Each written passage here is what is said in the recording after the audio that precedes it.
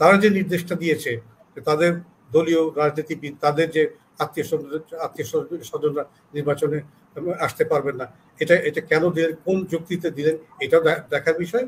আর বিএনপির উচিত যে তাদের দলের যে লোকজন নির্বাচন করবেন দলের নিয়ম নীতি তাদের ভাষ্য অনুযায়ী ভঙ্গ করে, তাই বলে তাদেরকে দল থেকে বের করতে হবে। যেহেতু আমি রাজনীতি করি, আমি প্রভাবশালী ব্যক্তি, আমাকে পুরো জাতি পুরো দেশ চিনে, এই জন্য আমার ছোট ভাইকেও আসতে হবে, আমার সন্তানকেও আসতে হবে। তার ফলে যেটা হয় কি, যে আমরা যেই গণতন্ত্র আশা করি সেটা হয় না। যেমন দলের ভিতরে সবসময় আমরা দেখেছি, দলের ভিতরে, আমাদের দেশের দলের ভিতরে কিন্তু সেই গণতান্ত্রিক চর্চাটা নেই। সাধারণ কর্মী আছেন, কষ্ট করছেন, দিন দুপুরে হেঁটে হেঁটে গ্রাম থেকে গ্রামে যাচ্ছেন, দলের কথা বলছেন, দলের কাজ করছেন। কিন্তু যখন নমিনেশন কথাটা আসে, তখন দেখছি আমরা ব্যবসায়ীদের হাতে নমিনেশন যাচ্ছে, খেলোয়াড়দের হাতে নমিনেশন যাচ্ছে, ফিল্ম স্টারদের হাতে নমিনেশন যাচ্ছে, আর এবং রিটায়ার্ড সিভিল মিলিটারি অফিসারদের হাতে আপনার নমিনেশন যাচ্ছে। এটা কেন হবে? এটা কিন্তু বাংলাদেশ আগে ছিল না। প্রথম কথা হলো যে যে প্রথম কথা সরকারি দলের বিষয়টা, যে বলা হয়েছে যে যে আত্মীয় স্বজনকে, যারা আছেন রাজনীতিতে আছেন, তাদের আত্মীয় স্বজনকে নির্বাচন করা উচিত নয় বা করতে দেওয়া উচিত নয়। আদৌ কি সেটা সংবিধানে আছে কিনা? আর সংবিধান যদি থেকেও থাকে, আমার জানা মতে নেই, কিন্তু এই বাধা, এই নিষেধ কেন থাকবে? এখন আমি যদি আমি যদি সরকারি দলের হই, আমি যদি এমপি হই, বা আমি যদি ইউনিয়ন কাউন্সিলের চেয়ারম্যান হই, আমি যদি মন্ত্রী হই, আমার ছোট ভাই বা আমার আত্মীয়, যে কোনো আত্মীয়, আমার স্ত্রীর আত্মীয়, তারা নির্বাচন করতে চায়, তাদের অবশ্যই অধিকার আছে করার। সেটা একটা দেখার বিষয়। তারপর যেটা হচ্ছে যে আবার দ্বিতীয় কথা, যে সরকারের কথা তা মানছে না। তো সরকার কথা মানছে না, প্রথম কথা হলো যে তার সরকার যদি এরকম নির্দেশ দিয়ে থাকে, তাহলে এটা আইনগত কোনো বাধা আছে কিনা, যে মানতেই হবে। আর যদি আইনগত কোনো বাধা থেকে থাকে, তাহলে এটা সরকারকে দেখতে হবে, সরকারকে একটা কঠোর একটা ব্যবস্থা নিতে হবে, যে আমরা আমাদের দলের লোকদেরকে বলবো যে তোমাদের আত্মীয় স্বজনরা যাতে নির্বাচনে না আসে, এটা তোমাদের দেখতে হবে। সেটা আবার অন্যদিকে বিএনপির কথা যদি বলেন, এখন বিএনপি তো এখনো মাঠেই আছে, তারা আন্দোলন করে যাচ্ছে, বলছেন তারা আন্দোলন করছেন। এখন তাদের দল থেকে আমরা অতীতে দেখেছি, এই অতি সম্প্রতি কালে দেখেছি, নির্বাচন করেছেন তাদের দল থেকে, জাতীয় সংসদ নির্বাচন করেছেন, আবার সামনে যে নির্বাচনগুলো আসছে সেখানেও করবেন। এখন কোনো ব্যক্তি যে নির্বাচন করতে চায়, এখন দলীয় সিদ্ধান্ত একটা বিষয়। আবার এটাও তো ঠিক যে একটা দল বহু বছর ধরে নির্বাচন করছে না, বর্জন করছে। এখন বর্জন করলে একটা পর্যায়ে এসে যায় যে বহু বছর যদি একটা দল ক্ষমতায় না থাকে, তাদের যে কর্মী আছেন, তাদের যে নেতা আছেন, লোকাল পর্যায়ের নেতা আছেন, তাদের মধ্যে একটা হতাশা এসে যায়। তো তারা যদি নির্বাচন করতে চায়, আপনার নিরপেক্ষভাবে ব্যক্তি হিসেবে নির্বাচন করতে চান, এটা তাদের একটা অধিকার আছে, তারা করতে পারেন।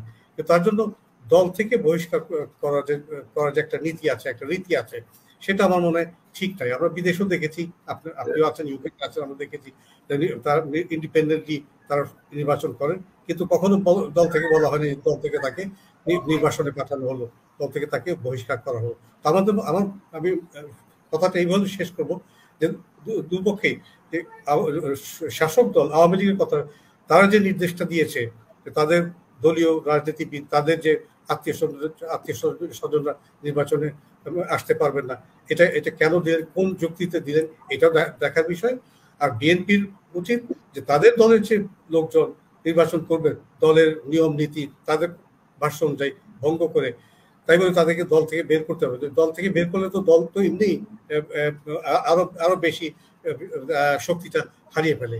এটা যাতে না হয়, উভয় পক্ষে এখানে বিষয়টা এটা আমার মনে দেখার দরকার আছে। সৈয়দ মাহমুদ মাহবুব সাহেব যে কথাগুলি বলছে, অত্যন্ত মূল্যবান কথা বলছেন, শুনলাম, খুব ভালো লাগলো। এই যে গণতন্ত্রের কথা যে আমরা বলি, সবসময় বলে থাকি, আমরা যারা আছি আলোচনার মধ্যে, আপনি আছেন, আমরা চারজন আছি, আমাদের সবারই বিশ্বাস গণতন্ত্রে আছে এবং দেশে একটা ভালো গণতান্ত্রিক ব্যবস্থা হোক। ইংরেজি ভাষা যদি অ্যাকাউন্টেবিলিটি, ট্রান্সপারেন্সি এটা থাকুক, এটা আমরা সবাই চাই। তো যে পরিবেশটা গড়ে উঠছে আমরা দেখছি আমাদের রাজনীতিতে, যে আমাদের রাজনীতি দেখা যাচ্ছে যে তৃণমূল পর্যায়ে বিভিন্ন রাজনৈতিক দল যদি দেখি, আওয়ামী লীগ বলেন, বিএনপি বলেন, এমনকি জাতীয় পার্টি বলেন, সেখানে আমরা সেই পরিবারকেই দেখছি, বা পরিবারের বাইরেও দেখছি যে যারা নতুন নতুন দলের মধ্যে আসছেন এবং প্রভাবশালী ব্যক্তি, হয়তো ব্যবসায় আছেন বা অন্য পেশায় আছেন, তাদেরকে নমিনেশন দেওয়া হচ্ছে বিভিন্ন সিটের জন্য, বিভিন্ন নির্বাচনী এলাকার জন্য। আর এই যে ত্যাগী লোক যারা আছেন, ত্যাগী কর্মী যারা আছেন দু দলের মধ্যে, আওয়ামী লীগের মধ্যে প্রচুর আছেন, বিএনপি তো প্রচুর আছেন, এরা কিন্তু বাদ পড়ে যাচ্ছে। কিন্তু আমরা দেখছি যে বাইরে থেকে এসে এদেরকে নমিনেশন দেওয়া হচ্ছে। এমনকি যে আমরা দেখছি যে ফিল্ম স্টার, এদেরকে নমিনেশন দেওয়া হচ্ছে, ক্রিকেটারদেরকে নমিনেশন দেওয়া হচ্ছে।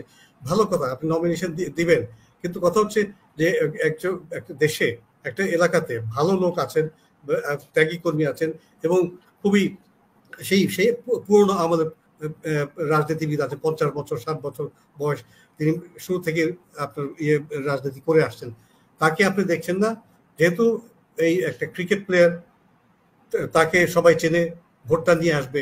এটা হয় কি, তিনি ক্রিকেট খেলছেন, আমি ব্যক্তিগতভাবে যেটা মনে করি যে ক্রিকেট খেলছে তাকে আপনি ক্রিকেট খেলতে দেন, যে ছায়াছবিতে আছে, মুভিতে আছেন, নাটকে আছেন, তাকে সেখানে রাখেন। কিন্তু রাজনীতি তো একটা পেশা, রাজনীতি কিন্তু একটা সিরিয়াস বিষয়।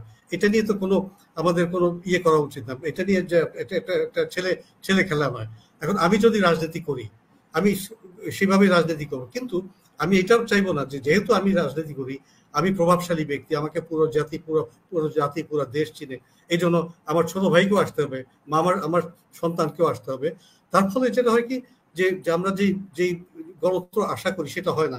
যেমন দলের ভিতরে সবসময় আমরা দেখেছি, দলের ভিতরে, আমাদের দেশের দলের ভিতরে কিন্তু সেই গণতান্ত্রিক চর্চাটা নেই। সবসময় আমরা দেখেছি দলের ভিতরে যে সভাপতি হন, চেয়ারম্যান হন, চেয়ারপারসন হন, এটা কিন্তু একটা গুটি কয়েকজন মানুষ সিদ্ধান্ত নেয় কে কি হবেন, প্রেসিডেন্ট কে হবেন, সেক্রেটারি জেনারেল কে হবেন। নির্বাচন হচ্ছে না, হয়তো দেখা যায় দলের যে প্রধান, তিনি ঠিক করে দিচ্ছেন যে কে সাধারণ সম্পাদক হবেন। এর ফলে যেটা হয়, যেটা আমরা ভারতে দেখেছি, পাকিস্তানেও দেখছি, আমাদের দেশেও দেখছি, যেটা হচ্ছে একটা, এই ইংরেজি ভাষা যদি আমরা ব্যবহার করি, ডাইনাস্টিক ডেমোক্রেসি। এখন ডাইনাস্টিক ডেমোক্রেসি একটা মিনিংলেস করে, হয় আপনার ডাইনাস্টি হবে অথবা ডেমোক্রেসি হবে। তো যেটা আমরা কিন্তু সবসময় বলে থাকি, আমাদের অনেক রাজনীতিবিদদেরকে আমি দেখেছি শুনতে, তারা যখন বিদেশে যান এবং বিদেশি গণতন্ত্রের কাজকর্ম দেখেন, খুবই ইমপ্রেসড হন। হাউস অফ কমন্সে আমি অনেকজনকে নিয়ে গেছি, তারা খুবই আনন্দিত। তো কিন্তু দেশে সেই চর্চাটা হচ্ছে না। তো যতদিন পর্যন্ত এই চর্চাটা না হবে, আমি তো যদি গণতন্ত্রের কথা বলি, আমার তো সেই মন মানসিকতা থাকতে হবে।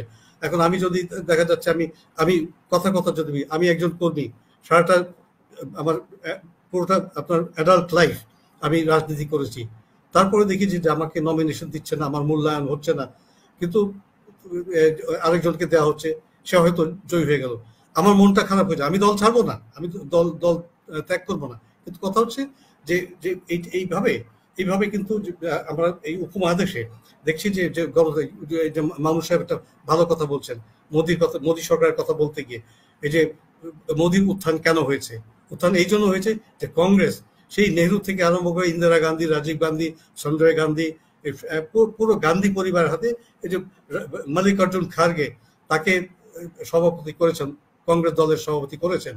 কিন্তু অনেকে আশা করছে যে শশী থারুর, তার মতো একটা ইন্টেলেকচুয়াল মানুষ, ইউএন এর আন্ডার সেক্রেটারি জেনারেল ছিলেন, তিনি ভোট পেলেন না। তিনি ভোট পেলে কি হতেন, কংগ্রেসটাকে আর একটু উন্নত মাত্রায়, একটু উচ্চ মাত্রায় ইন্টেলেকচুয়ালি তিনি নিয়ে যেতে পারতেন। তো এই একটা উদাহরণ। এই যে পাকিস্তানে দেখেন, ওই পাকিস্তান পিপলস পার্টি জুলফিকার আলী ভুট্টো গঠন করেছে, তার পরিবারের হাত থেকে যাচ্ছে না। তো আমরা ওই পরিবেশ থেকে যাতে আমরা বাংলাদেশে আমরা গণতন্ত্রের চর্চা করতে পারি এবং গণতন্ত্রের কথা বলতে পারি, যারা গণতন্ত্রে বিশ্বাস করে, পূর্ণ রাজনীতিতে বিশ্বাস করে, লিবারেল রাজনীতি। এখন দল যেটাই হোক, আমি আওয়ামী লীগ করি বা আমি বিএনপি করি, সেটা অন্য কথা, কিন্তু কথা হলো যে আমি এই যে মামু সাহেব যে কথা বললেন, বা আমার আরেকজন প্রতিপক্ষ, তার সাথে আমি কথা বসে একটা ভদ্র ভাষায় লিবারেলি যে আমরা আর্কিউ করতে পারি, ডিবেট করতে পারি, ঝগড়া না করে পয়েন্ট বাই পয়েন্ট আমরা কথা বলতে পারি, সেই চর্চাটা আমরা চাই। কিন্তু সেই চর্চাটা আসতে হলে ওই দলের বিভিন্ন বিএনপি বলি, আওয়ামী লীগ বলি, এই দুইটি দলের মধ্য থেকে আসতে হবে।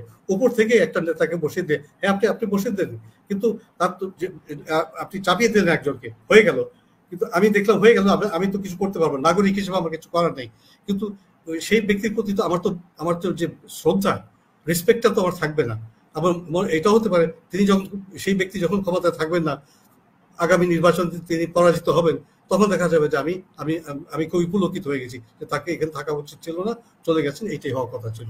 তো যেটা গণতন্ত্র বলতে, আপনার গণতন্ত্রের চর্চা করতে গেলে দলের ভিতরে করতে হবে, এবং দলের প্রত্যেকটা দলেরই বলছি, প্রত্যেক দলের যে ত্যাগী কর্মীরা আছেন, সারাটা জীবন কষ্ট করে, এখনো গ্রামে গ্রামে আপনি গিয়ে দেখবেন সাধারণ কর্মী আছেন, কষ্ট করছেন, দিন দুপুরে হেঁটে হেঁটে গ্রাম থেকে গ্রামে যাচ্ছেন, দলের কথা বলছেন, দলের কাজ করছেন। কিন্তু যখন নমিনেশন কথাটা আসে, তখন দেখছি আমরা ওই ব্যবসায়ীদের হাতে নমিনেশন যাচ্ছে, খেলোয়াড়দের হাতে নমিনেশন যাচ্ছে, ফিল্ম স্টারদের হাতে নমিনেশন যাচ্ছে, আর এবং রিটায়ার্ড সিভিল মিলিটারি অফিসারদের হাতে আপনার নমিনেশন যাচ্ছে। এটা কেন হবে? এটা কিন্তু বাংলাদেশে আগে ছিল না। আমরা যদি 1960-এর দশকের কথা বলি, 1970-এর কথা বলি, এই যে 6 দফার আন্দোলনের কথা বলি, আপনি দেখেন যে বঙ্গবন্ধুর সাথে কারা ছিলেন, সব ত্যাগী নেতা ছিলেন, সৈয়দ নজরুল ইসলাম, তাজউদ্দিন আহমেদ, মনসুর আলী, কামরুজ্জামান, আরো অন্যান্য যারা ছিলেন। তখন তো এই বিষয়টা ছিল না, এখন এই বিষয়গুলি আসছে কেন? ধন্যবাদ।